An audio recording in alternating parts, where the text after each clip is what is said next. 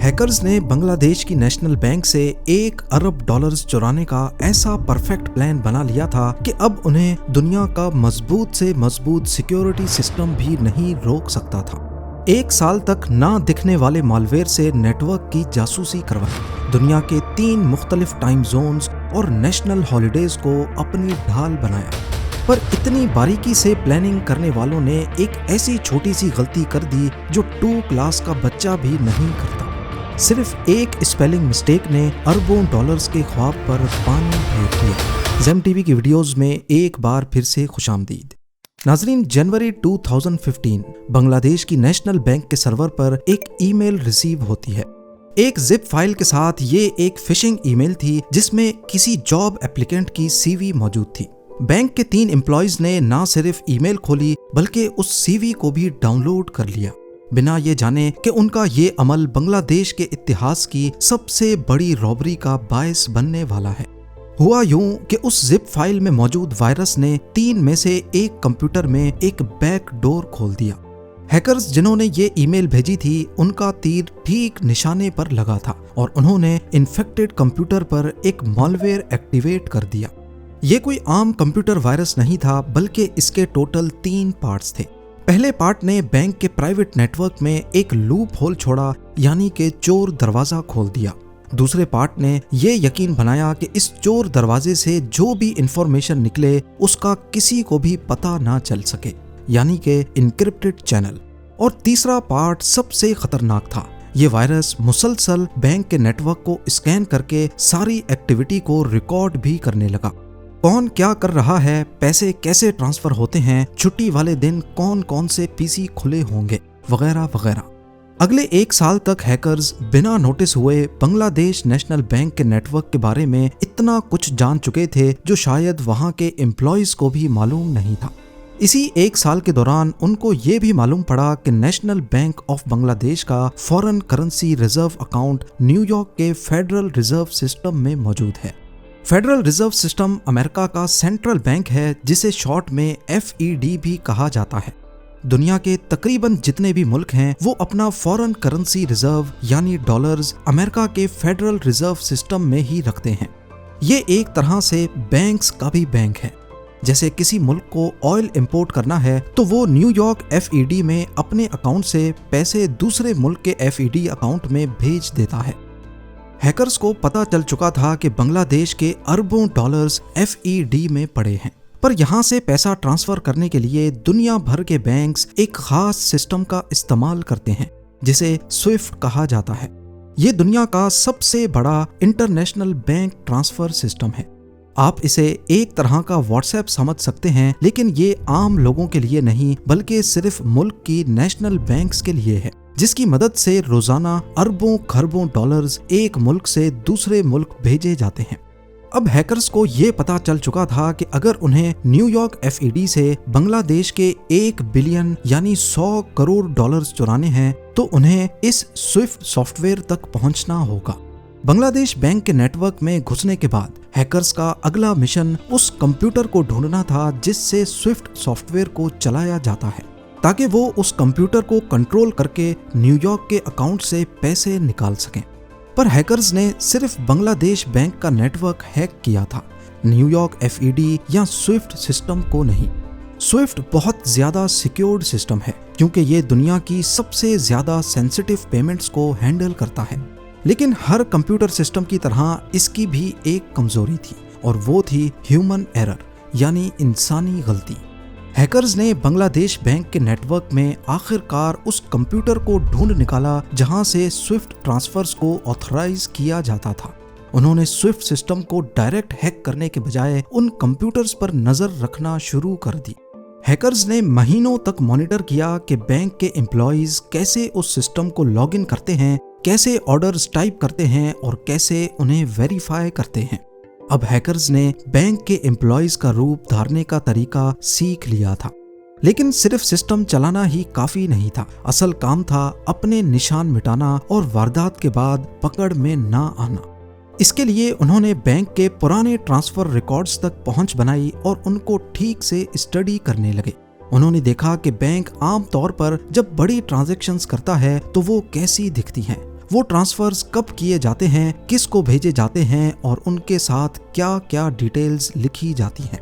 उन्होंने इन तमाम बारीकियों को समझा ताकि जब वो दुनिया का सबसे बड़ा डाका मारें तो सिस्टम को लगे कि ये तो रोजाना की तरह का एक आम ट्रांसफर है।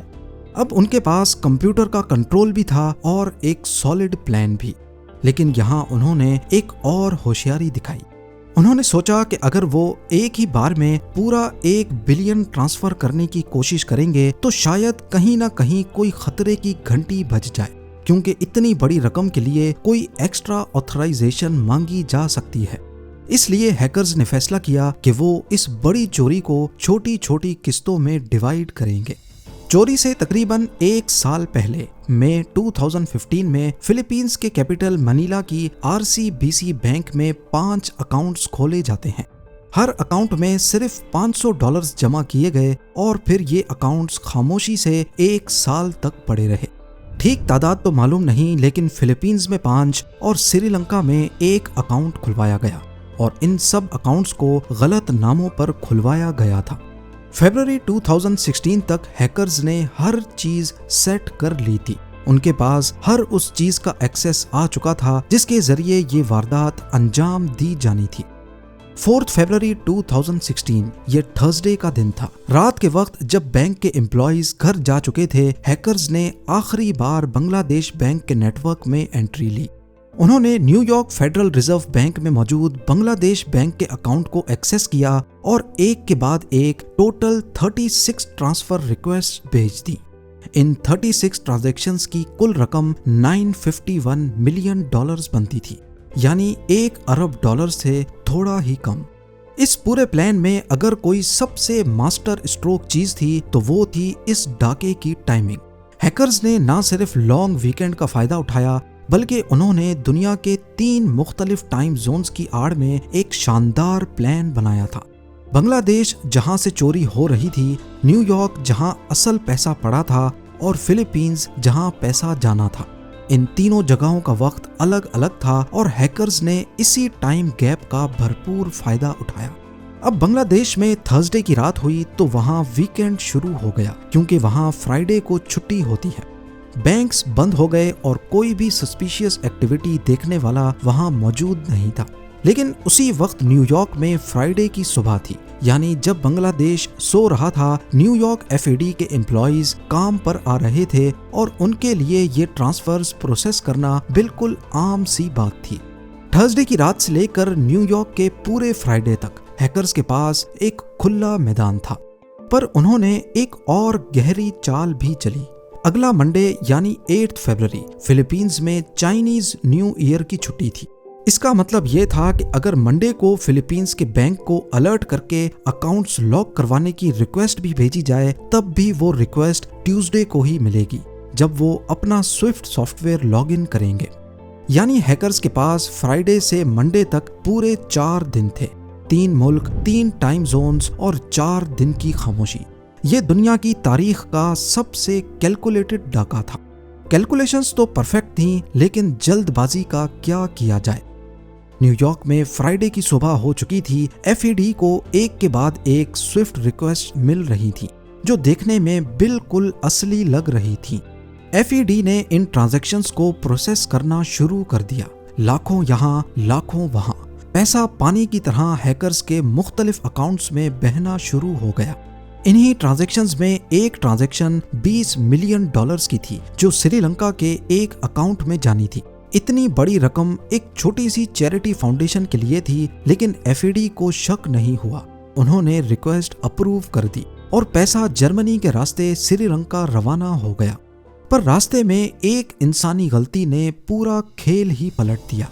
हैकर्स ने अकाउंट टाइटल में शालिका फाउंडेशन लिखते वक्त गलती से शालिका फाउंडेशन लिख दिया, यानी फाउंडेशन के वर्ड में ओ गायब था। और ये गलती भी FAD ने नहीं पकड़ी, बल्कि जर्मनी की उस बैंक ने पकड़ी थी जहां से ट्रांजैक्शन रूट की गई थी। जर्मनी की बैंक ने वापस FAD को लिखा कि हमें कुछ गड़बड़ लग रही है। यही वो वक्त था जब न्यूयॉर्क FAD में खलबली मच गई और उन्हें एहसास हुआ कि वो धोखे का शिकार हो चुके हैं। उन्होंने फौरन बांग्लादेश बैंक से राब्ता करने की कोशिश की, लेकिन वहां तो फ्राइडे था। बैंक बंद था और कोई फोन उठाने वाला नहीं था। 81 मिलियन डॉलर्स ट्रांसफर हो चुके थे, पर बाकी की ट्रांजैक्शंस एफईडी ने होल्ड कर दी। उधर सुबह 4 बजे हैकर्स ने अपना काम मुकम्मल किया और स्विफ्ट नेटवर्क से लॉग आउट कर गए। उनका डाला हुआ मॉलवेयर अब खामोशी से सारे सबूत सिस्टम से मिटा रहा था। लेकिन यहाँ सवाल पैदा होता है कि इतने बड़े बैंक में कोई ऐसा निजाम नहीं था जो इस चोरी को पकड़ सकता? बिल्कुल था। बांग्लादेश बैंक ऑफिस के कोने में एक HP लेजर जेट प्रिंटर पड़ा था, जिसका काम सारी स्विफ्ट ट्रांजैक्शंस को प्रिंट करना था। चाहे छुट्टी का दिन हो या नहीं, ये प्रिंटर हर आने जाने वाली ट्रांजैक्शन को प्रिंट करता था।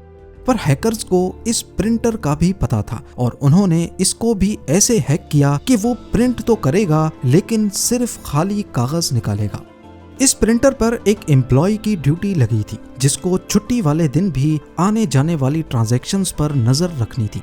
जब उसने खाली प्रिंट्स देखे तो वो समझा कोई ग्लिच आया है और बिना तहकीक किए ये काम सैटरडे पर छोड़ दिया। सैटरडे की सुबह बांग्लादेश बैंक के ऑफिसर्स के लिए किसी कयामत से कम नहीं थी। एक तरफ प्रिंटर खाली कागज निकाल रहा था और दूसरी तरफ स्विफ्ट सिस्टम भी लॉक हो चुका था। जब काफी कोशिशों के बाद सिस्टम खुला तो स्टाफ के पैरों तले जमीन ही निकल गई। एक के बाद एक न्यूयॉर्क एफईडी की तरफ से रेड फ्लैग्स और वार्निंग्स की भरमार थी, पर अब तक बहुत देर हो चुकी थी। हैकर्स ने टोटल 35 रिक्वेस्ट भेजी थी, जिनमें से सिर्फ 5 ही अप्रूव हुई। वो एक स्पेलिंग मिस्टेक जिसने 20 मिलियन डॉलर्स श्रीलंका जाने से रोक दिए थे, उसने बाकी 850 मिलियन डॉलर्स की ट्रांजैक्शंस को भी शक के दायरे में ला खड़ा किया। पर जो 81 मिलियन डॉलर्स फिलीपींस जा चुके थे, उनका क्या हुआ? यहाँ से कहानी और ज्यादा दिलचस्प हो जाती है। जैसा कि हैकर्स ने पहले से अंदाजा लगा लिया था, मंडे से पहले ही बांग्लादेश बैंक ने फिलीपींस की RCBC को स्टॉप पेमेंट का मैसेज भेजा, लेकिन आगे से कोई जवाब नहीं आया। क्यों? क्योंकि वहां मंडे को चाइनीज न्यू ईयर की छुट्टी थी। ट्यूसडे की सुबह बैंक खुलते साथ ही उन 5 अकाउंट्स में से कैश विड्रॉ कर लिया गया, जबकि उनको बांग्लादेश के स्विफ्ट मैसेज सिस्टम खोलने के बाद मिले थे। यहाँ पर सारा शक RCBC के बैंक मैनेजर पर गया कि उसने जानबूझकर स्विफ्ट सिस्टम खोलने से पहले ही कैश निकाल कर दे दिया, वो भी उन 5 अकाउंट्स में से जिनमें पिछले 1 साल से कोई ट्रांजैक्शन नहीं हुई थी। इस पैसे को लॉन्डर करने के लिए मनीला के बड़े बड़े कैसीनोज का सहारा लिया गया। कैसीनोज में पैसा चिप्स में बदला गया और घूम फिर कर उसको हांगकांग भेज दिया गया। इस रॉबरी की खबर पूरी दुनिया में गूंज उठी। पिछले कई सालों में कई इन्वेस्टिगेशंस और कोर्ट केसेस हो चुके हैं। इन्वेस्टिगेटर्स को RCBC बैंक की उस मैनेजर पर काफी शक था, जिसने स्टॉप पेमेंट मैसेज के बावजूद कैश निकालने की इजाजत दी। बाद में कोर्ट ने उस मैनेजर को मुख्तलिफ मनी लॉन्ड्रिंग के केसेस में जिम्मेदार ठहराया और हर केस में 7 साल की सजा सुनाई। आज इस वाक़े को 10 साल गुजर चुके हैं, लेकिन ना ही उन हैकर्स का पता चला और ना ही उन 81 मिलियन डॉलर्स का। इस वाक़े ने बांग्लादेश नेशनल बैंक को एक अजीब सी कैफियत में मुब्तला कर दिया था। एक तरफ उनको 81 मिलियन डॉलर्स जाने का गम था और दूसरी तरफ एक स्पेलिंग मिस्टेक की वजह से 850 मिलियन डॉलर्स बचने की खुशी। उम्मीद है ज़ेम टीवी की ये वीडियो भी आप लोग भरपूर लाइक और शेयर करेंगे। आप लोगों के प्यार भरे कमेंट्स का बेहद शुक्रिया। मिलते हैं अगली शानदार वीडियो में।